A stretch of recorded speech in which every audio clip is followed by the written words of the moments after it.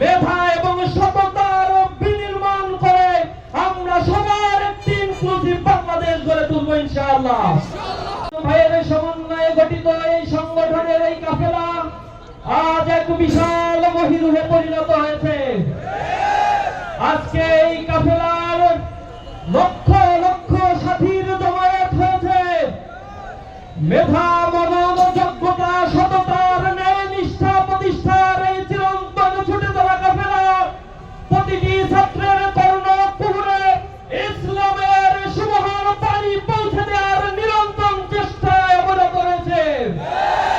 সংগ্রামী উপস্থিতি, আজ গভীর শ্রদ্ধার সাথে স্মরণ করছি আমাদের প্রথম এবং দ্বিতীয় কেন্দ্রীয় সভাপতি শহীদ মীর কাশেম আলী মিন্টু, শহীদ কামারুজ্জামান ভাইয়ের কথা, যাদেরকে বিগত ফ্যাসিবাদ স্বৈরাচার নির্দয়ভাবে জুডিশিয়াল কিলিং এর মাধ্যমে হত্যা করেছে, শহীদ করেছে।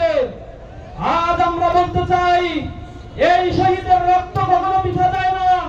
এক শহীদের রক্তের বিনিময়ে বাংলার প্রতিটি মাটিতে লক্ষ লক্ষ শহীদের জন্ম হয়। আমাদের অন্তরে শাহাদাতের তামান্না নিয়ে ইসলামী আন্দোলন আমরা করি। উপস্থিতি, আজ যদি কামারুজ্জামান, আজ যদি কাদের মোল্লা ভাইয়েরা জীবিত থাকতো, মীর কাশেম আলী মিন্টু ভাইয়েরা জীবিত থাকতো, এ শহীদের উত্তরসূরিদের থেকে তাদের চোখ ছলছল করে অস্ত্র ধরত। মহান রবের কাছে প্রার্থনা করি, হে রব, তুমি তাদেরকে জান্নাতুল ফেরদাউসের মেহমান হিসেবে কবুল করে নাও। সংগ্রামী উপস্থিতি, আজ বাংলাদেশ এক নতুন সূর্যোদয় হয়েছে। জুলাই গণ অভ্যুত্থানের মধ্য দিয়ে হাজার হাজার ছাত্র জনতা তাদের রক্ত বিলিয়ে দিয়ে এ বাংলাদেশকে ফ্যাসিবাদ মুক্ত করেছে। তাদের চোখে স্বপ্ন ছিল এক বৈষম্যহীন চমৎকার একটি সুন্দর সমাজ গড়ার জন্য। আজ আমরা এ বাংলাদেশকে নতুন ভাবে সুন্দরভাবে গড়ে তোলার জন্য মেধা এবং সততার বিনির্মাণ করে আমরা সবার একটি ইনক্লুসিভ বাংলাদেশ গড়ে তুলবো ইনশাআল্লাহ।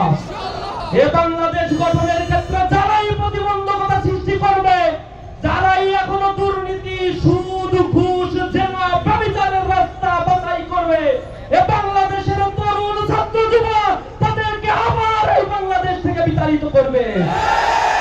আমরা দীপ্ত কণ্ঠে বলতে চাই, ইসলামী ছাত্র শিবির এই বাংলাদেশে ছিল বাতিলের রক্ত চক্ষু উপেক্ষা করে জুলুম, নির্যাতন আর শাহাদাতের পথ মারিয়ে ইসলামী ছাত্র শিবির নতুন বাংলাদেশ গড়ার স্বপ্নে এখনো বিভোর হয়ে আছে। আমরা বাংলাদেশের প্রতি ইঞ্চি মাটিকে গড়ব ইনশাআল্লাহ। কবি নজরুলের ভাষায় বলে শেষ করব, উষার দুয়ারে হানি আঘাত, আমরা আনিব রাঙা প্রভাত, আমরা টুটাবো তিমির রাত, বাধার বিন্ধ্যাচল, আমরা সকল অন্ধকার বিদূরিত করে শাহজালাল, শাহপরান, শহীদ তিতুমীরের নতুন বাংলাদেশ গড়ে তুলব ইনশাআল্লাহ। সকলকে উপস্থিত থাকার জন্য ধন্যবাদ জানিয়ে আমার কথা শেষ করছি। আসসালামু আলাইকুম ওয়া রাহমাতুল্লাহ।